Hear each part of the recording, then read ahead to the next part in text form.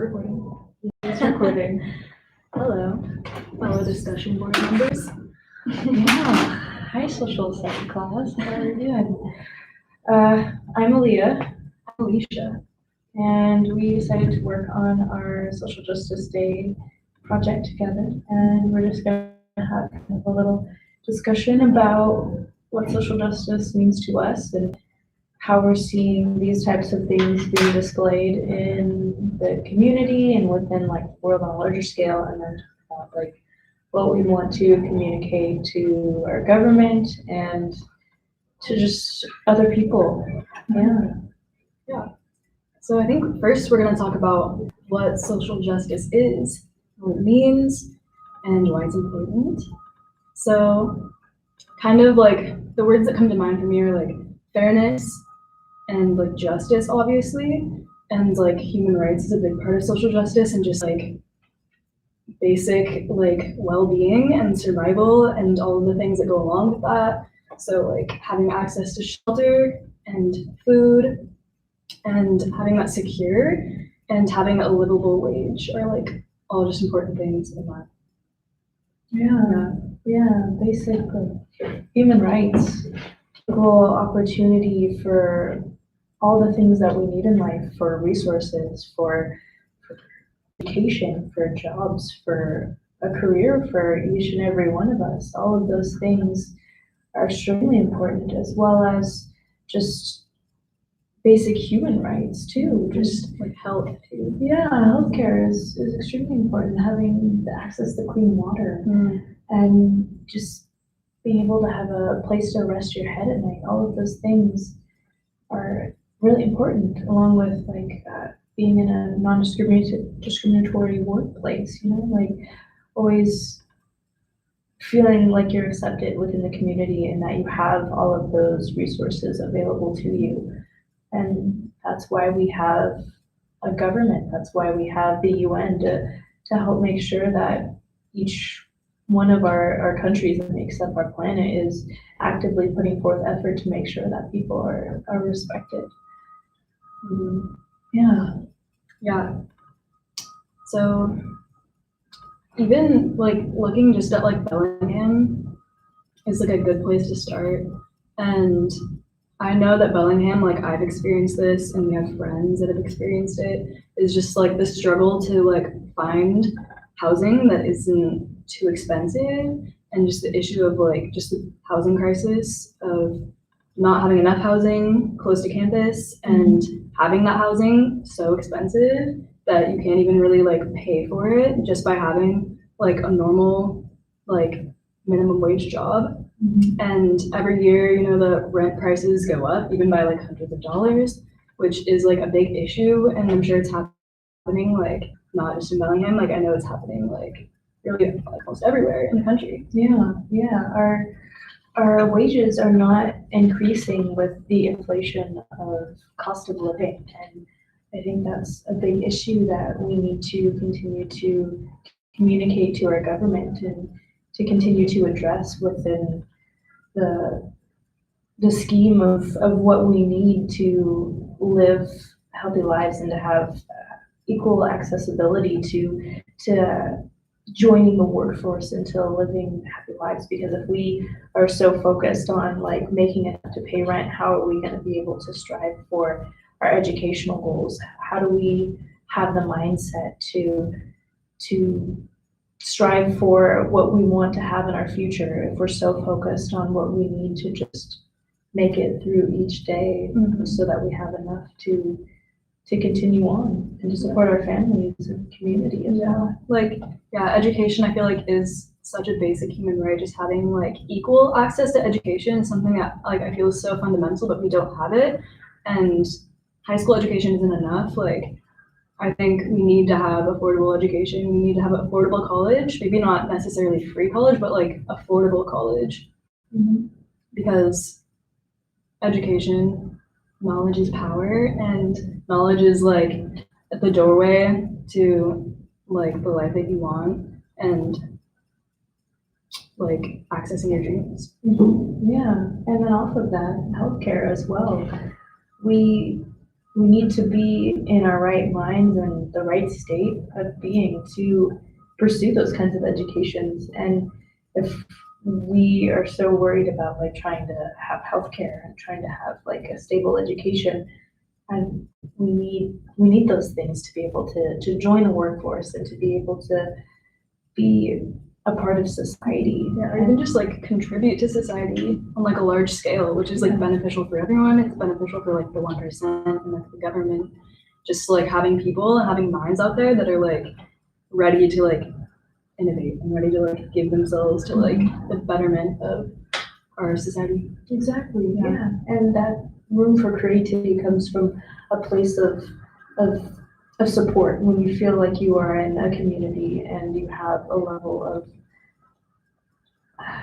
what's the word I'm looking for? Like you have like that safety net within you to be able to explore and to branch out outside of what is known and see what else is out there, what other options are feasible, and what ways can we make things more sustainable. Those types of ideas and creative understandings comes from having that like that baseline and that foundation to move off of. 100%. Yeah, kind of like in a attachment theory, like we've been talking about this last week, like the toddler needing to be able to like go back to return to the mother to make sure that they're safe and secure, and then being like able to move forward and not having to always like be so worried about like, well, am I gonna be okay? Like, Yeah. before they can branch out and discover a new toy and like play with something new and have a whole complete new experience, which allows them to gain a new understanding of life. Mhm. Yeah. Like my mind, like I've kind of just been like thinking about healthcare and how like we kind of mentioned it, but like people shouldn't have to worry about getting into like a car accident or like coming down with some sort of like illness that will just cost them like hundreds of thousands of dollars even, which is like insane that like you could have something happen that's so out of your control and just be like just everything is like totally like offset with that happening. Like Yeah. that's like a major thing that just needs to change. Like we all should have the right to just like feel safe and be provided for. Like that's what government is for, to like provide for people and make sure that we all like have that safety net that you're talking about. Yeah.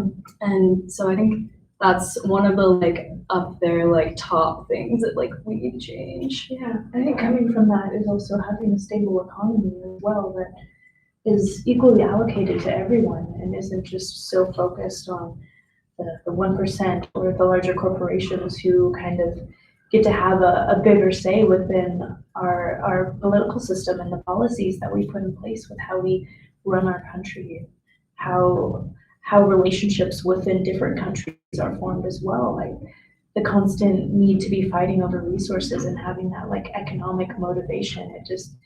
It it has like a conflict when you're talking about elevating a country's like level of humanity.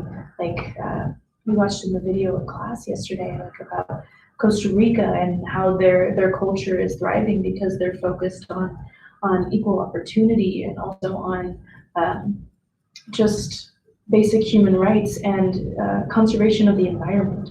Those kinds of things instead of being so focused on, okay, well, how much is our country making per capita? How much income and revenue does our country have? And it's difficult to rely on those kinds of statistics, especially when they're not a fair representation of how much is each person within that population making.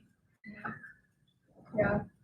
So it's also important to talk about steps that we can take to make a change and have a voice heard. Mm-hmm. And so we were talking about how important it is to, vote for one and make sure that we're like taking a stance and like using the power that we do have and just like making your voices heard, talking about it with like your friends, with just the people around you, and just like not silencing yourself, not letting yourself feel powerless, and talking to the government, whatever that may be for you, about what you think needs to happen. Yeah, use your voice.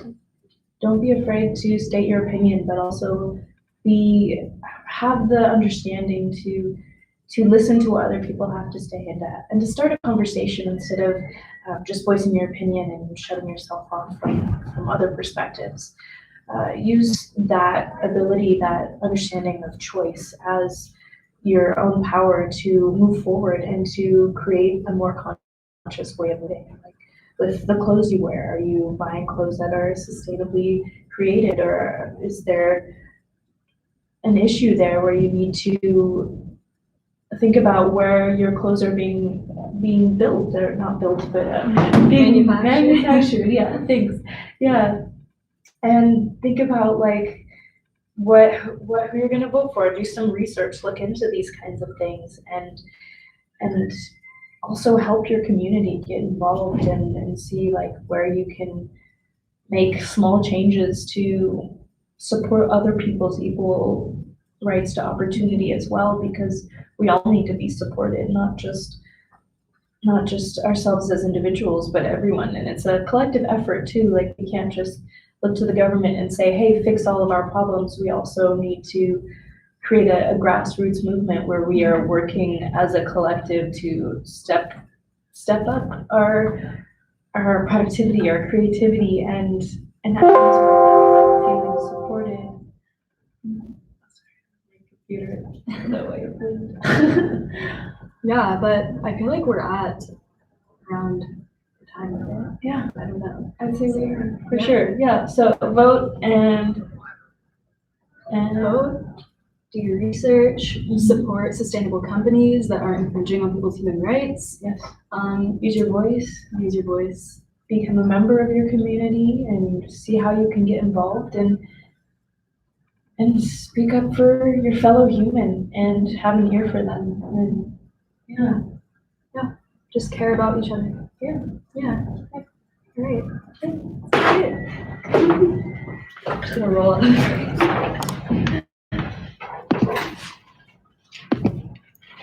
That's 12 minutes. Yes, end stream.